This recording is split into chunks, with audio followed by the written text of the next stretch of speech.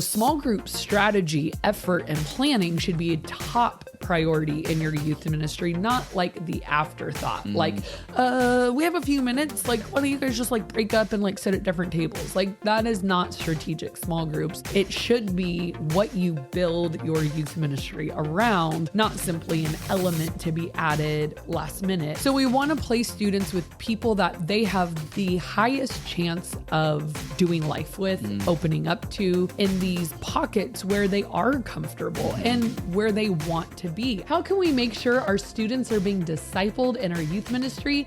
That's what we're talking about today on the Ministry Coach Podcast.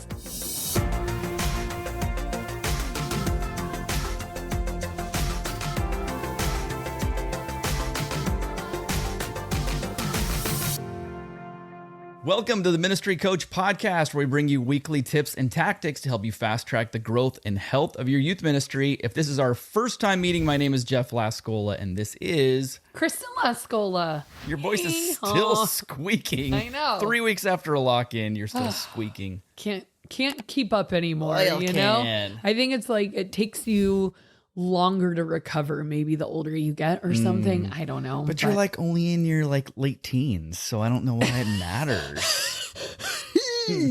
All right. Well, today we are talking about 3 things to help you accelerate the discipleship in your youth ministry. And, there probably could be different vehicles for discipleship, but we're going to pick the best one today and we're going to camp on that. And that is small groups. So there's other ways that people can be discipled, maybe through one-on-one mentorship, like with the youth pastor and stuff like that. But you'll quickly discover as your youth ministry starts to grow, small groups are crucial and they should become the hub, the center, the nucleus for all things discipleship in your ministry. And, I think the term discipleship for me feels very broad in terms of depending on each student and where they're at, discipleship's going to mean something different. And I love small groups for that vehicle because I think no matter where they're at, it accomplishes that. Like if you have a student who's brand new, discipleship means getting plugged into community, and that's a small group.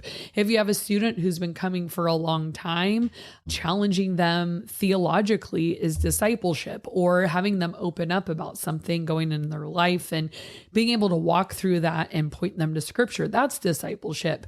Holding students accountable, for behavior or a goal that they have spiritually or whatever.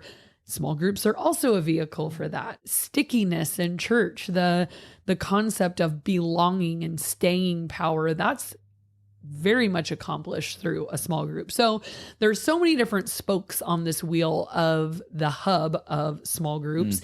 And discipleship, I used to just think it meant like Bible studying with someone and like praying for them at the end of it or something like that. But I think what I've learned over the years is I've seen spiritual impact through very unlikely ways of people come alive when they're put in these small groups. And so that's why we're going to focus on that. Students can ask hard questions, wrestle with scripture, and it's like that arm in arm with other students following Jesus. It's like, let's do this together. Yeah. So how do we leverage or accelerate this discipleship process through small groups? Number 1 is more strategic small groups. So we've talked about this in the past. And one concept is, I kind of like die inside and cringe when a youth pastor divide small groups very haphazardly or just very willy-nilly. Or week to week it changes. Yeah. And there's no consistency because here's what an ideal small group would be. It wouldn't be too big. So I have a problem with that right now that I'm trying to solve. One of our 8th grade girls small groups has just exploded for very good reasons. Kids came after a huge outreach event and stuck around, and people are inviting their friends, which those are great growth reasons. But it is now that healthy push has created an unhealthy small group because it's like 22 girls when everyone's there. What would you normally say is a good cap?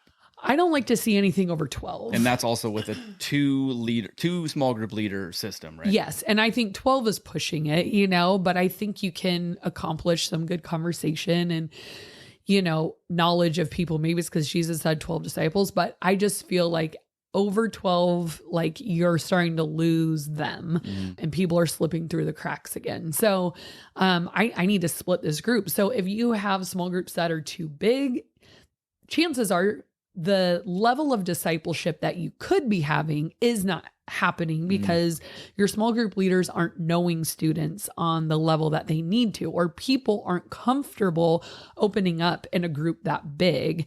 And so another aspect of that is those small groups have to be based off of commonalities. And we've talked about that before. And it's not like, hey, all the surfers in this group and all the skaters in this group. It's more like you are studying the subtleties of people and you are making connections on their behalf.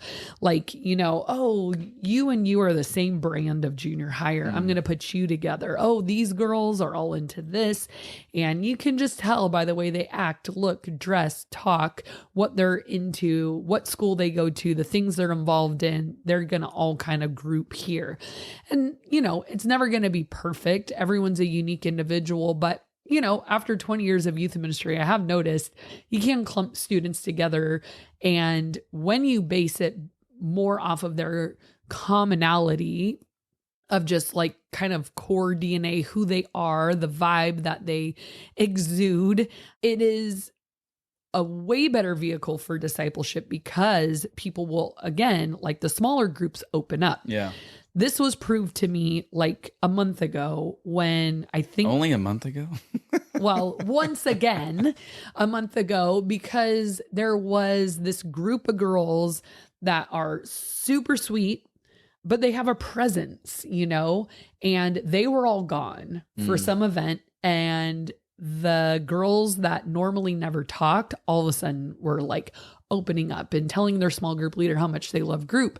Nothing had changed except those girls were not there, which kind of sent off a little alarm to me of, I wonder if we need to split this group differently, because the small group leaders thought, oh, these girls just don't like to participate.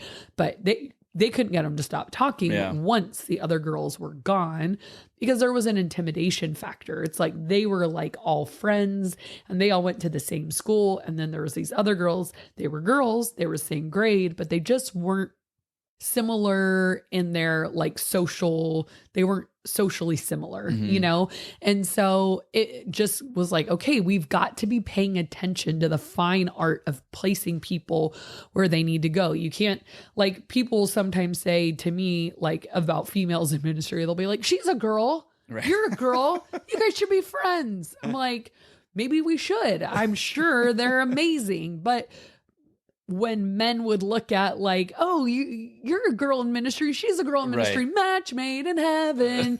And I'm like, do you feel that about every single male pastor you've ever met? And so it's just a very shallow way of grouping people. Yeah. Great in gender, boom. It's like, well, that's a great place to start. Right. But we can't. So let's start there, not start there, but go there for a second. Do your hierarchy of breaking down a small group. So first, obviously, you have gender, boys and girls. Yeah. And then you have grade. Yeah. And this is obviously, as the group gets bigger and bigger and bigger, you're able to segment it more and more. So it'd be then commonalities. Yes. Okay. That would be my third. I think a lot of youth pastors would maybe have a pushback on that and say, but I want, kids to get to know other students and, like having the group change. Me too. And but it won't happen. And it's a beautiful idea. And just for a second, why don't you speak into what are some of the other ways that happens? Like pre-service games, or things like that. What are some? Because I think what you're saying, and I know what you're saying because you did say it, but is the fact that these people will open up when you're around people you feel comfortable with, that you feel similar to.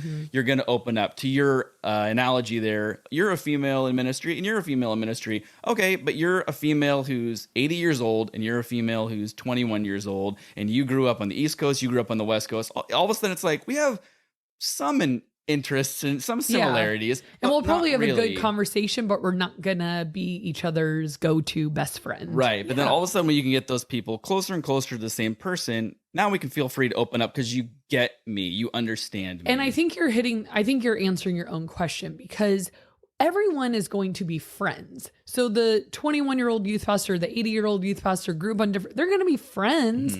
They're not going to be each other's confidant. They're not going to be, I'm going to do life and open up with you, because you don't do that with everyone. Right. Like, there's a small handful of people that you really open up and share your struggles, share your questions, share your vulnerabilities. And that's not meant for everyone. And so while we want kids to include everyone, and we want people to feel, you gave a perfect example, pre-service games. Hey, anyone can play Foursquare with us. Anyone can play Gaga with us. Anyone can play basketball with us, or butts up, or whatever we're doing. Anyone could do that. The more, the merrier. But when I'm about to open up and share my life with you, it's going to be with someone who I can see a real relationship with. And so we want to place students in these pockets where they are comfortable and where they want to be. I think we're the only ones in the room that are like, let's all join arms and be best friends. But it's just not the way we're wired. It's not the way human relationships work. And it's not the way, as adults, it's not the way our own life works. To go deeper, to go really be discipled and go and open up and share. It makes total sense. Yeah. So we want to place students with people that they have the highest chance of doing life with, opening up to, finding common, and it's such a hard word. I always just use the word vibe, because I'm like, it's almost undefinable. But when you watch people long enough, you just do know who fits with who, and everyone fits with someone for the most part. And it's not bad to group people based on commonalities. Like, that's just not a bad thing. I don't know, how else to say it, but to me, that is the highest rate of success of real discipleship. And again, that's after you've broken it down to male and female, grade, and then anyways. Yeah. So that's all to say. That's all number one. Yeah. More strategic small groups. And then number two, make those small groups sort of what we were saying in the beginning, the hub of everything you do. So, small group strategy, effort, and planning should be a top priority in your youth ministry, not like the afterthought. Like, we have a few minutes. Like, why don't you guys just break up and sit at different tables? Like, that is not strategic small groups. It should be what you build your youth ministry around, not simply an element to be added last minute, when you have a few minutes at the end. So here's what I mean by that. Number one, meet every week. I think this is a fairly rare occurrence, but I know sometimes small groups don't meet every week. Every time you have a program, a youth group, midweek program, small groups have got to be a part of it. I think there's 2 throughout the year that I don't do small groups, maybe a couple more if we're doing a special event, but it's typical that it is going to happen. We're going to have small groups. It's going to be the same small group meeting in the same room with the same leaders and the same students every single week. We've got to this is we don't skip the message. We don't skip small groups. It is happening. And then utilize those relationships outside of small group time in your programming. And by that, I mean, play games where the small groups are the teams, plan events where the small groups have to go out and do something, whether it's a small group night out or, we do double dog dare-a-thon and the small group can host it at their house, one person's house, and they do this online competition together. You're trying to find ways to connect them outside of that 45 hour, whatever you're doing, meeting in small groups, but where are we clumping them together outside? So they're building their teamwork, they're cheering together, winning and losing together, building that relationship outside of it. Getting your small group leaders to camp is huge too for building those relationships. And then teach less and ask more questions. So that's another way to make within the small group. Yes. So we, want to encourage leaders to use that time to ask really good questions of their students instead of like sermon number 2. It's not exactly. It's not another sermon. It's not another talk. It's you're trying to now get them to interact with the material, which kind of brings us to number 3 is encourage small group leaders to be pastorally focused. And that really comes from the top down. So that comes from the youth pastor to the small group leaders to say, hey, you are the pastors. What is a pastor? Well, we've talked about the biblical definition of that as a spiritual shepherd, someone who cares for a flock spiritually. A small group is a flock. A small group leader is a shepherd. I would argue our small group leaders are pastors of their own little mini flocks and congregations, and really empower them to say, I'm here to support you doing the pastoral work of your flock. And however that means supplying them. So training them, I love Ephesians 4:11 through 12, how it kind of talks about equipping the saints. And it's our job as pastors, like we equip and then now ministry is multiplied. And don't just look at it as like, oh, you're just like a babysitter for a half hour but this is now where they're going to be pastored. I'm going to teach a lesson and you guys will all hear the lesson, then go to your small group. But that's teaching. Pastoring is what you're doing in small groups. Yeah. When we start discipling, that one-on-one, that life on life, that let's talk about how our life and the gospel intersect, that's pastoring. And that's what our small group leaders are doing. So encourage them that this is their congregation. So they should be hyper-focused on their particular students. So that means when youth group is starting, they are like laser focused on where are my students, saying hello to every single one of them, making contact. And if that's the case, aside from brand new student, and maybe you'd get introduced, but every single kid would have contact with someone who knew them, knew their name, and knew something about them. Nobody would be invisible. And beyond that, we really want to encourage small group leaders to contact or hang out with students outside of group. Can you make it to a basketball game? Can you make it to a play? Can you send a text? Can you send a DM? Hey, how are you? Anything I can pray for you this week? And obviously we need to train and instruct them what boundaries are. I mean, like nobody should be best friends with a 13-year-old, but texting them and saying, how can I pray for you this week? Or can't wait to see you on Tuesday. Are you going to come? How did your game go? Something like that. And then it doesn't have to go on and on, but just a quick check-in, I think is really, really part of that discipleship process.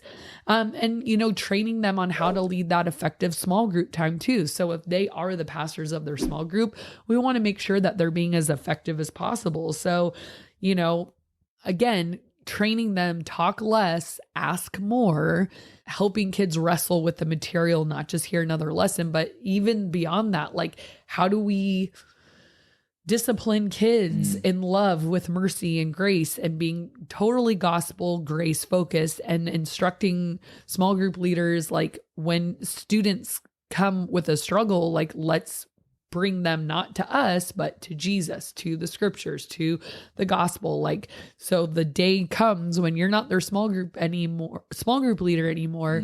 Can they navigate like where to go when they're on their own? Like they know to go to Jesus. They know, so those are the things that you want to make sure your small group leaders know. And that is just, I think, like a great picture of how small groups can be this vehicle for constant discipleship. Every student being known, students continuing to come back, and nobody comes and has the option to be invisible. Yeah, that opens up. First, that covers a lot, but that also opens up. There's a lot of episodes that we can send you to now, and my brain is like exploding with ones we've done in the past. But a couple that I'm just going to throw out real quick that I think would really be helpful. We have one which is adorably called, "What's the Big Deal About Small Groups?" That's hilarious. I see what I did there.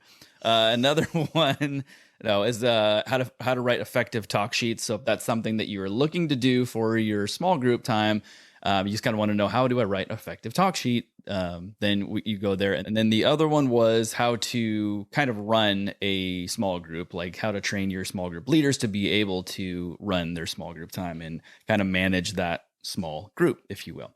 So that no one student is dominating and getting kids to open up, things like that. So I would send you to all those places and maybe pick whichever one is the most pertinent in your life right now.